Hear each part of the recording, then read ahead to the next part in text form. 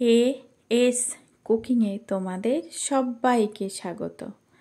আজ তোমাদের বানিয়ে দেখাবো কড়াইতে কিভাবে নরম তুলতুলে মাটন বানানো যায় খুব সহজেই, তার সিক্রেট টিপস সহ। দেখো দেখতে কতটা লোভনীয় আর খেতে কিন্তু অসম্ভব টেস্টি। গরম গরম ভাত, রুটি, লুচি যেটা দিয়েই খাবে জমে যাবে।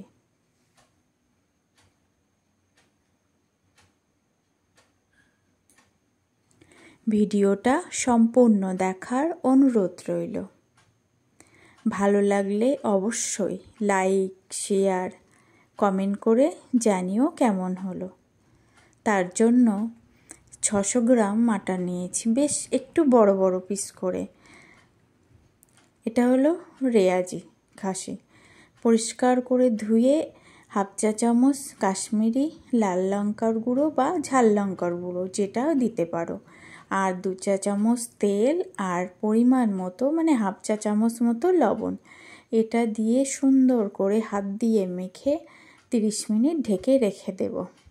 এই দিকে একটা মশলা বানিয়ে নেব। 5-6টা শুকনো লঙ্কা, 8-10 কোয়া রসুন, 1 টুকরো আদা পেস্ট বানিয়ে নেব। কড়াইতে পরিমাণ মতো সর্ষের তেল দিলাম, তেলে অল্প চিনি ফোড়ন দিলাম, দিয়ে গোটা গরম মশলা আর দিলাম জয়িত্রীর ফুল অল্প। সুন্দর একটা মিষ্টি গন্ধ বার হলে কোচানো 3টে পেঁয়াজ দিলাম। পেঁয়াজটাকে একদম ব্রেস্তার মতো লালচে করে ভেজে নেব।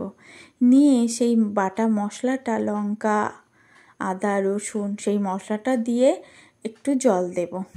দিয়ে এবার পরিমাণ মতো দেব হলুদ গুঁড়ো, আর দেব কাশ্মীরি লাল লঙ্কার গুঁড়ো, আর দেব 1/3 চা চামচের জিরের গুঁড়ো। এটা দিয়ে মশলাটাকে সুন্দর করে কষিয়ে নেব।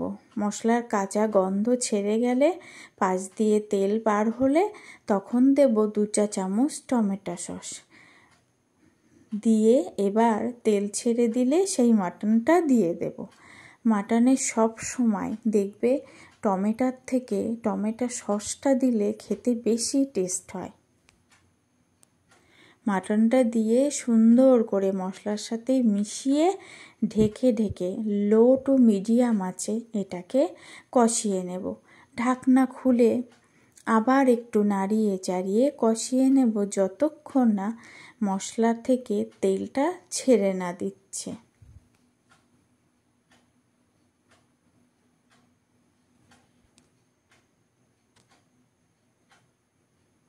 এবার মাটনে যে চর্বিগুলো ছিল, এবার আমি চর্বিগুলো একটা পাত্রে তুলে রাখলাম। এখনই যদি কষিয়ে নিয়ে রান্না করি চর্বিটা গলে যাবে, ওই জন্য একটু কষিয়ে সেই চর্বিটা তুলে রেখেছি, একদম শেষে দেব।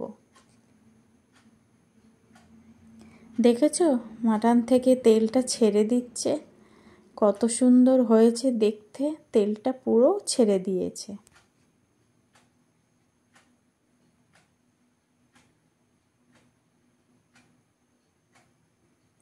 এবার আমি দেব ফুটন্ত গরম জল। এই মাটনে অবশ্যই ফুটন্ত গরম জলই দেবে, তাহলে তাড়াতাড়ি সিদ্ধ হবে।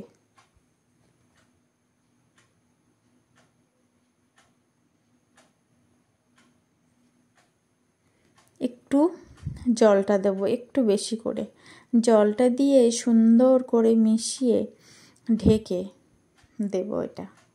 আর সেই সিক্রেট টিপস হলো একটা সুপারি, গোটা সুপারি। এটা দিয়ে ঢাকনা দিয়ে ঢেকে জল দিয়ে প্রায় আমি 40 থেকে 45 মিনিট এটাকে ঢেকে ঢেকে রান্না করেছি। ঢাকনা খুলে একটু নাড়িয়ে চাড়িয়ে আবার ঢেকে দিয়ে রান্না করেছি। এই যে ঢাকার ফলে আর সুপারিটা দেওয়ার ফলে মাংসটা নরম তুলোর মতন হবে। আর কপিস আলু দিয়েছিলাম, আলুটাও সিদ্ধ হয়ে গেছে।